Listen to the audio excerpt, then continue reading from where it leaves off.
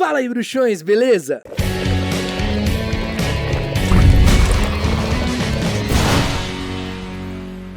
Está no ar mais um episódio do Magia Ilustrada, o quadro onde eu leio e comento os capítulos de Harry Potter e a Pedra Filosofal com ilustrações exclusivas feitas especialmente para este quadro. No episódio anterior, nós lemos o primeiro capítulo, O Menino que Sobreviveu. Então, se você está chegando aqui no canal através deste episódio, saiba que o primeiro capítulo está disponível aqui na playlist. Capítulo 2, O Vidro que Sumiu.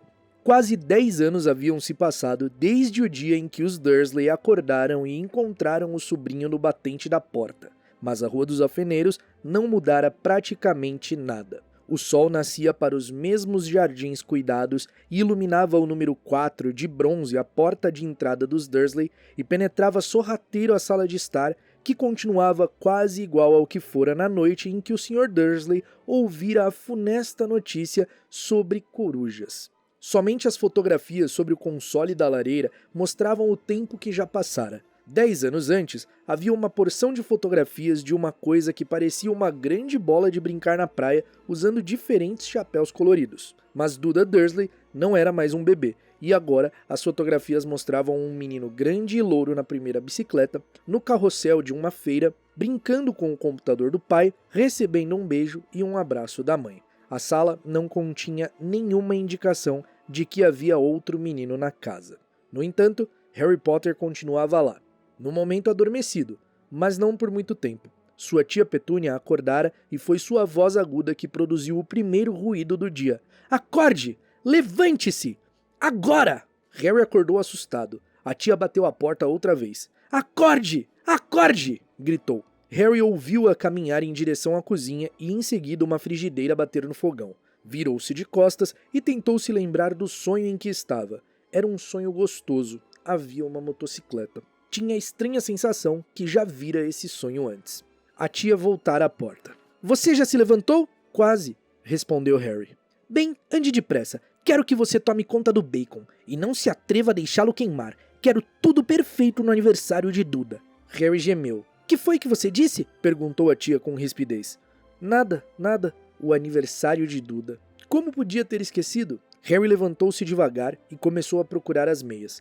Encontrou-as debaixo da cama e depois de retirar uma aranha de um pé, calçou-as. Harry estava acostumado com aranhas, porque o armário sob a escada vivia cheio delas e era ali que ele dormia. Já vestido, saiu para o corredor que levava à cozinha. A mesa quase desaparecera, tantos eram os presentes de aniversário de Duda. Pelo que via, Duda ganhara o novo computador que queria, para não falar na segunda televisão e na bicicleta de corrida. Para o que, exatamente, Duda queria uma bicicleta de corrida era um mistério para Harry, porque Duda era muito gordo e detestava fazer exercícios. A não ser, é claro, que envolvessem bater em alguém. O saco de pancadas preferido de Duda era Harry, mas nem sempre Duda conseguia pegá-lo. Harry não parecia, mas era muito rápido. O primeiro comentário que eu gostaria de fazer já nessa parte aqui, é uma sacanagem, né? Falar que o Duda parecia uma bola de praia. Coitado, ele era só um bebê rechonchudinho, né? E cara, sinceramente eu fico com um pouco... Ao mesmo tempo que eu fico com raiva, eu fico com dó do Duda, porque ele é simplesmente o que fizeram dele, sabe? Então, assim, quando eu era mais novo eu só ficava com raiva. Hoje em dia eu entendo. Não que justifique, mas eu entendo. Talvez fosse porque vivia num armário escuro, mas Harry sempre fora pequeno e muito magro para a idade. Parecia ainda menor e mais magro do que realmente era, porque só lhe davam para vestir roupas velhas de Duda, e Duda era 4 vezes maior do que ele. Harry tinha um rosto magro, joelhos ossudos, cabelos negros e olhos muito verdes. Usava óculos redondos, remendados com fita adesiva, por causa das muitas vezes que Duda o socara no nariz. A única coisa que Harry gostava em sua aparência era uma cicatriz fininha na testa que tinha a forma de um raio. Existia desde que se entendia por gente, e a primeira pergunta que se lembra de ter feito à tia Petúnia era como a arranjara. No desastre de carro que seus pais morreram, respondera ela, e não faça perguntas. Não faça perguntas. Essa era a primeira regra para levar uma vida tranquila com os Dursley. Tio Walter entrou na cozinha quando Harry estava virando bacon. Pentei o cabelo, mandou a guisa de bom dia. Mais ou menos uma vez por semana, tio Walter espiava por cima do jornal e gritava que Harry precisava cortar os cabelos. Harry deve ter feito mais cortes que o resto dos meninos de sua classe somados, mas não fazia diferença. Seus cabelos simplesmente cresciam daquele jeito, para todo lado. Harry estava fritando ovos na altura em que Duda chegou à cozinha com a mãe. Duda se parecia muito com tio Walter. Tinha um rosto grande e rosado, pescoço curto, olhos azuis pequenos e aguados e cabelos louros muito espessos e assentados na cabeça enorme e densa. Tia Petúnia dizia com frequência que Duda parecia um anjinho. Harry dizia com frequência que Duda parecia um porco de peruca. Harry pôs os pratos de ovos com bacon na mesa, o que foi difícil porque não havia muito espaço. Entre mentes, Duda contava os presentes. Ficou desapontado. 36, disse erguendo os olhos para o pai e a mãe. 2 a menos do que o ano passado. Querido, você não contou o presente de tia Guida. Está aqui, debaixo deste grandão do papai e da mamãe. Está vendo? Está bem, então são 37, respondeu Duda ficando vermelho. Harry, percebendo que Duda estava preparando um enorme acesso de raiva, começou a engolir seu bacon o mais depressa possível, caso o primo virasse à mesa. Petúnia, obviamente, também sentiu o perigo, porque na mesma hora disse: "E vamos comprar mais 2 presentes para você quando sairmos hoje. Que tal, fofinho? Mais 2 presentes? Está bem assim?" Duda pensou um instante. Pareceu um esforço enorme. Finalmente respondeu hesitante: "Então eu vou ficar com 39, anjinho", disse Petúnia. "Ah!" Duda largou-se na cadeira e agarrou o pacote mais próximo. "Então está bem." "O baixinho quer tudo a que tem direito, igualzinho ao pai. É isso aí, garoto." E arrepiou os cabelos de Duda com os dedos. Cara, eu sou o pai e um dos meus maiores medos é fazer isso com a minha filha. Sabe, assim, é um comentário talvez aleatório para muitas pessoas, mas eu tenho muito medo de não conseguir estabelecer limites claros, sabe? De fazer tudo que ela quer ou de ser muito ríspido, sabe? A gente tem que tomar muito cuidado quando é pai, quando é mãe, quanto a educar uma criança. A gente precisa tomar muito cuidado, né? Porque senão a gente transforma num Duda da vida, ou então a gente acaba sendo um trauma pra criança, né? Então eu tomo muito cuidado na criação da Catarina pra não dar tudo que ela quer. E é muito difícil não ceder às vezes, porque, cara, eles são tão fofinhos, com 2 anos, né? Tipo, a Catarina tem 2 anos, então às vezes ela pede alguma coisinha assim e eu fico... Oh, meu Deus, claro, minha filha, você quer, o papai te dá. Mas eu acredito que até o momento a gente tá fazendo um trabalho bem feito. Só que voltando agora pra história, né? Você vê como o Duda, ele é completamente um produto dos pais dele. Os pais dele estragaram ele completamente, sabe? E isso é triste, porque a gente vê casos na vida real, sabe? A pessoa cresce, assim, achando que o mundo deve se curvar a ela e é muito complicado. Isso é muito difícil pra se desfazer na vida adulta, cara. Muito difícil. Continuando. Naquele instante, o telefone tocou e a tia Petúnia foi atendê-lo, enquanto Harry e tio Walter assistiam Duda desembrulhar a bicicleta de corrida, a câmara de filmar, tá escrito exatamente a câmara, não a câmera.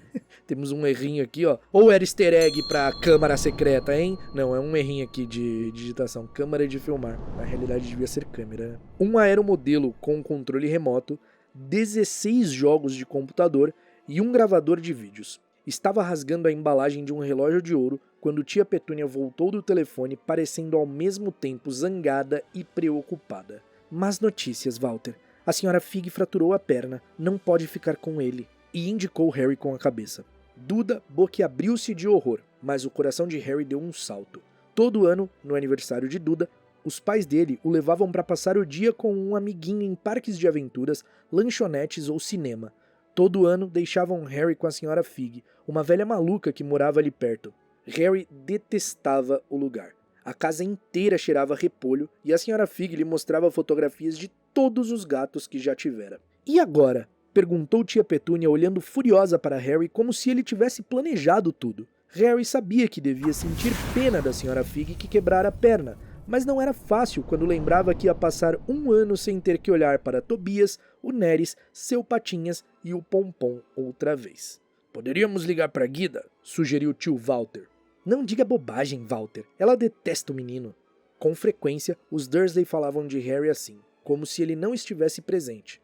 Ou melhor, como se ele fosse alguma coisa muito desprezível que não conseguisse entendê-los, como uma lesma. "E aquela sua amiga, como é mesmo o nome dela? Ivone?" "Está passando férias em Majorca", respondeu Petúnia com rispidez. Ivone era o apelido da minha avó. Minha avó chamava Ivonete. "Vocês podiam me deixar aqui", arriscou Harry esperançoso. Ele poderia assistir ao que quisesse na televisão para variar e, quem sabe, até dar uma voltinha no computador de Duda. Tia Petúnia parecia que tinha engolido um limão. E quando voltarmos a encontrar a casa destruída? Rosnou. Não vou explodir a casa, prometeu Harry, mas os tios não estavam mais escutando.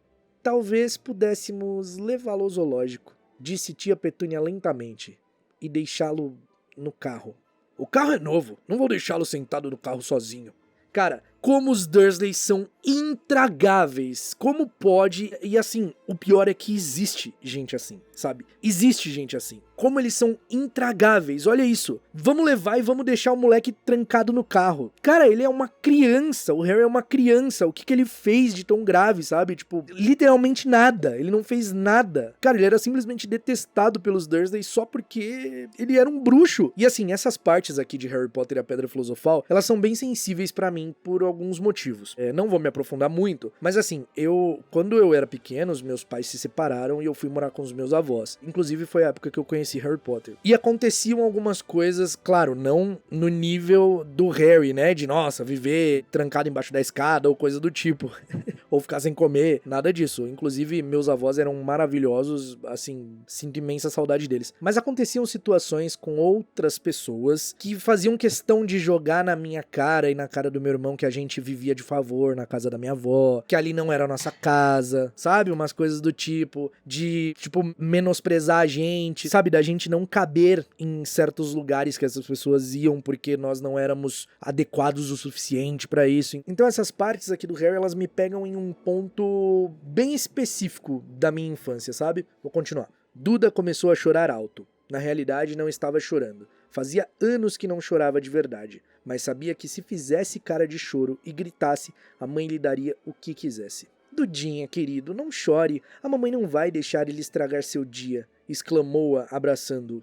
Não quero que ele vá, Duda berrou entre grandes soluços fingidos. Ele sempre estraga tudo, e lançou um riso maldoso por entre os braços da mãe. Naquele instante, a campainha tocou. Ai meu Deus, eles estão chegando, disse Petúnia nervosa, e 1 minuto depois, o melhor amigo de Duda, Pedro Poukes, entrou acompanhado da mãe. Pedro era um menino magricela com cara de rato.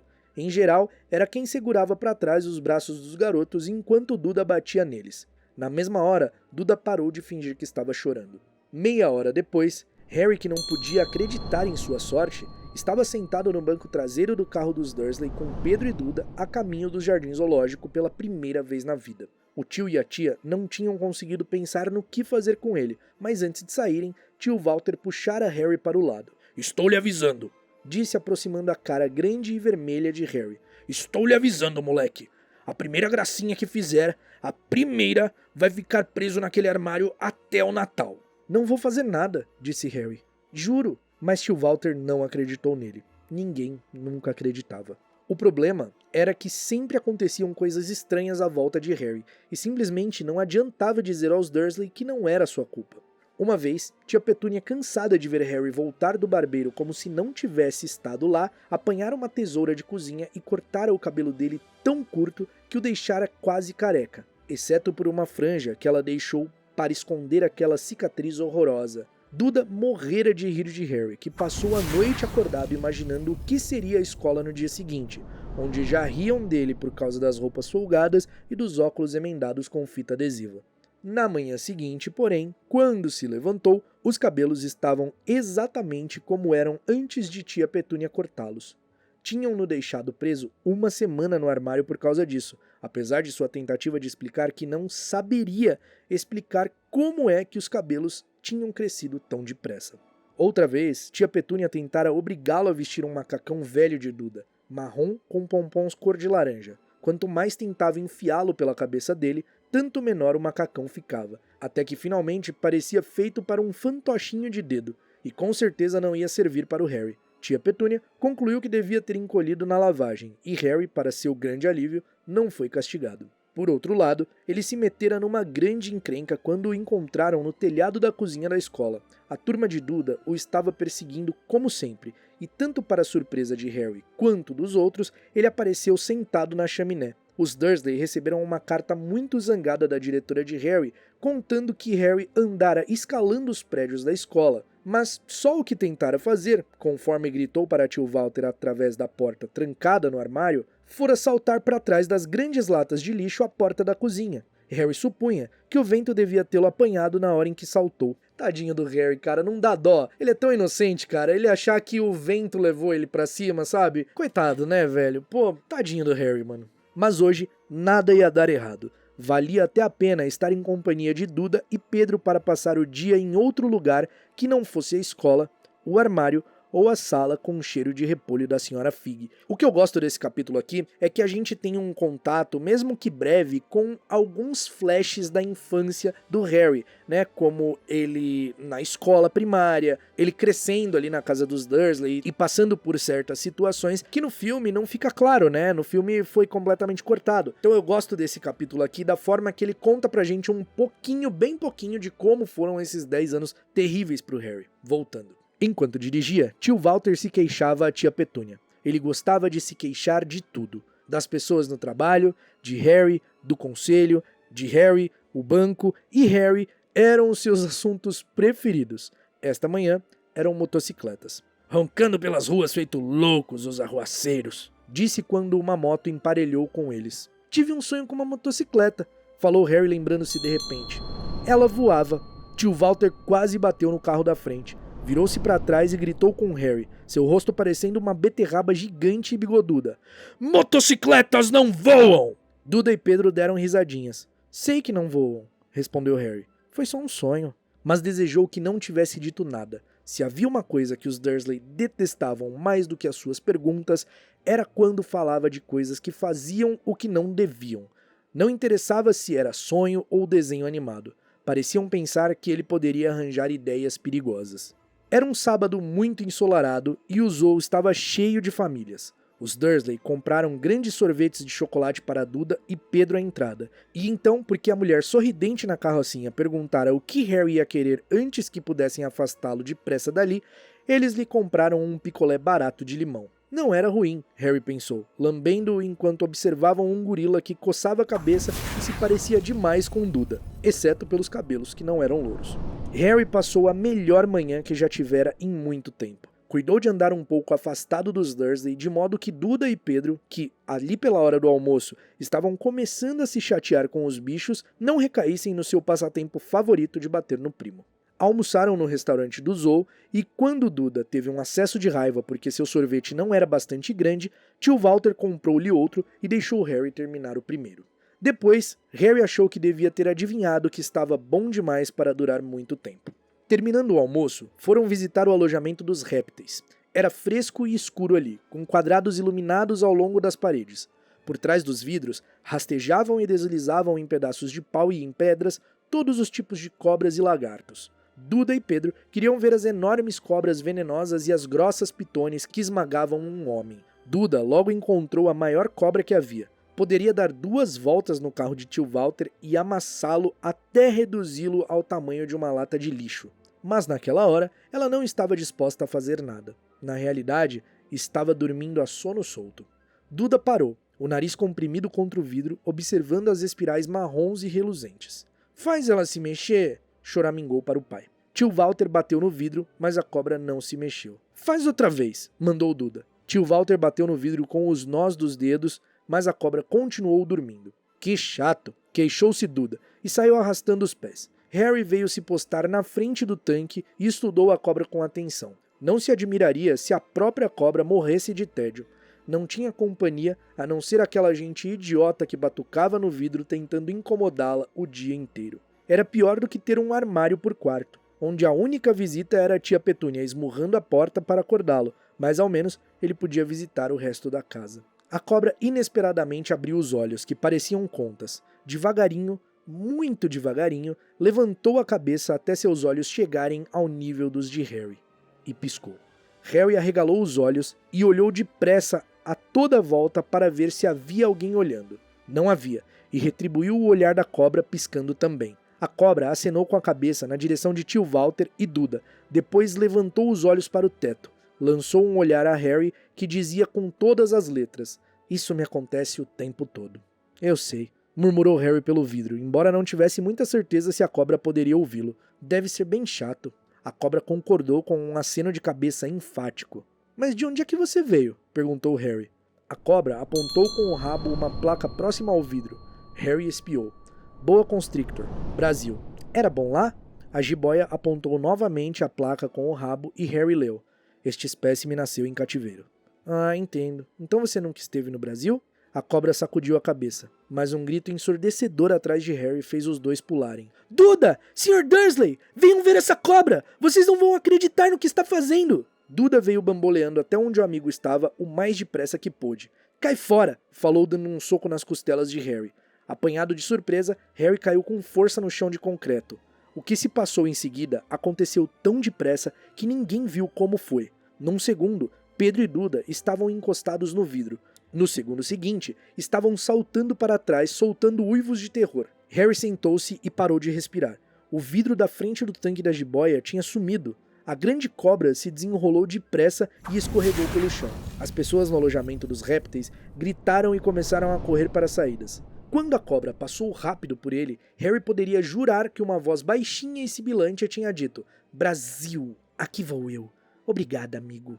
Aqui poderia falar igual a Celeste, né? Nossa, Nino.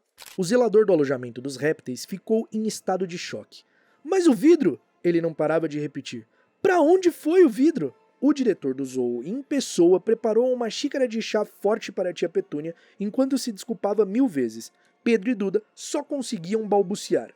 Pelo que Harry vira, a cobra não fizera nada a não ser fingir abocanhar os calcanhares deles quando passou.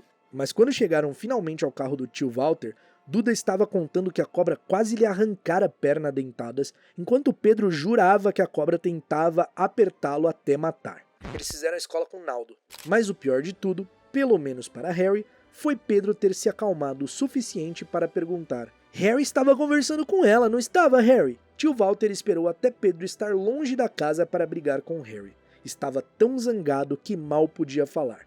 Conseguiu apenas dizer: Vá, armário, Harry! Sem comida! Antes de desmontarem uma cadeira e tia Petúnia ter que correr para lhe servir uma boa dose de conhaque. Muito mais tarde, deitado no seu armário, Harry desejou ter um relógio. Não sabia que horas eram e não tinha certeza se os Dursley já estariam dormindo. Até que estivessem, ele não poderia se arriscar a ir escondido até a cozinha buscar alguma coisa para comer. Vivia com os Dursley havia quase 10 anos. 10 infelizes anos desde que se lembrava. Desde que era bebê e seus pais tinham morrido naquele acidente de carro. Não conseguia se lembrar de ter estado no carro quando os pais morreram. Às vezes, quando forçava a memória durante longas horas em seu armário, lembrava-se de uma estranha visão, um lampejo ofuscante de luz verde e uma queimadura na testa. Isto, supunha ele, era o acidente, embora não conseguisse lembrar de onde vinha toda aquela luz verde. Não conseguia lembrar nada dos pais. A tia e o tio nunca falavam neles e, naturalmente, tinham-no proibido de fazer perguntas, e não havia fotografia deles na casa. Quando era mais novo, Harry sonhara muitas vezes com um parente desconhecido que vinha levá-lo embora, mas isto nunca acontecera. Os Dursley eram sua única família. Ainda assim, ele achava, ou talvez fosse só uma esperança, que estranhos na rua o conheciam. E eram estranhos muito estranhos. Um homenzinho de cartola roxa se curvara para ele uma vez quando estava fazendo compras com tia Petúnia e Duda. Depois de perguntar a Harry furiosa se ele conhecia o homem, tia Petúnia tinha empurrado os meninos depressa para fora da loja sem comprar nada. Uma velha malucada, toda vestida de verde uma vez, acenara alegremente para ele no ônibus. Um careca com um longo casaco púrpura chegara a apertar sua mão na rua um dia desses, e em seguida se afastara sem dizer nada. A coisa mais estranha nessas pessoas era a maneira com que pareciam desaparecer no instante em que Harry tentava vê-los melhor. Na escola, Harry não tinha ninguém. Todos sabiam que a turma de Duda odiava aquele estranho Harry Potter com suas roupas velhas e folgadas e os óculos remendados, e ninguém gostava de contrariar a turma de Duda.